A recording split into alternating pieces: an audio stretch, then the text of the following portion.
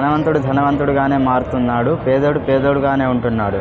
కొందరికి చిటికేస్తే అన్నీ వాళ్ళ కాళ్ళ దగ్గరికే వచ్చి పడుతున్నాయి. మరికొందరికి దేశంలో తినడానికి తిండి కూడా లేనటువంటి పరిస్థితి ఈ దేశంలో ఉంది. కొందరు ధనవంతులు చెప్పే మాట ఏమిటంటే మేము చాలా కష్టపడి ఎదిగాము అనేసి. కానీ అది 100కి 200% కరెక్ట్ కాదు. ఎందుకంటే అలా చెప్పిన వాళ్ళల్లో దాదాపుగా వారసత్వంగా కానీ లేకపోతే ప్రజల దగ్గర నుంచి అక్రమంగా దోచుకొని తిన్న సొమ్ము కానీ ఉంది. ప్రజల సొమ్మును అక్రమంగా దోచుకొని తిన్నవాడే ధనవంతులు కాగలుగుతున్నాడు. లేదా వారసత్వ ఆస్తి అయినా కలిగి ఉండాలి. కొందరు 1000 ఎకరాల ఆస్తిని కలిగి ఉన్నారు.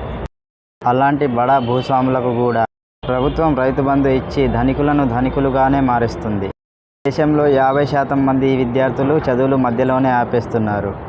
అంటే స్కాలర్షిప్లు లేవు, ఫీజు రియంబర్స్మెంట్లు రావు. తల్లిదండ్రుల కష్టం మీద చదువులు పూర్తి చేస్తే ఉద్యోగాలకు నోటిఫికేషన్ లేదు. సంవత్సరాల తరబడి ఉద్యోగాల నోటిఫికేషన్ కోసం ఎదురుచూపులు, పేపర్ లీకేజీలు, అవకతవకలు, విద్యార్థుల ఆత్మహత్యలు. ఇది పరిస్థితి. ఈ రోజుల్లో కూడా మహిళలకు రక్షణ లేదు. ఆడపిల్ల ఒంటరిగా కనబడితే చాలు రేగింగ్లు, రేపులు, దొంగతనాలు, హత్యలు. ఇది నా దేశం తీరు. కాయ కష్టం చేసి కాలం గడుపుతున్న కార్మికులు.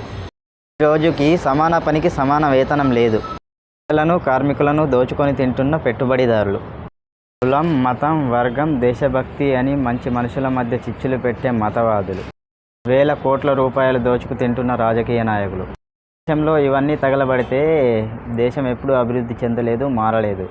ఇలాంటి మంచి విషయాలు తెలుసుకోవడానికి మన ఛానల్ని సబ్స్క్రైబ్ చేసుకోండి. Kalyan tech YouTube channel. Thank you.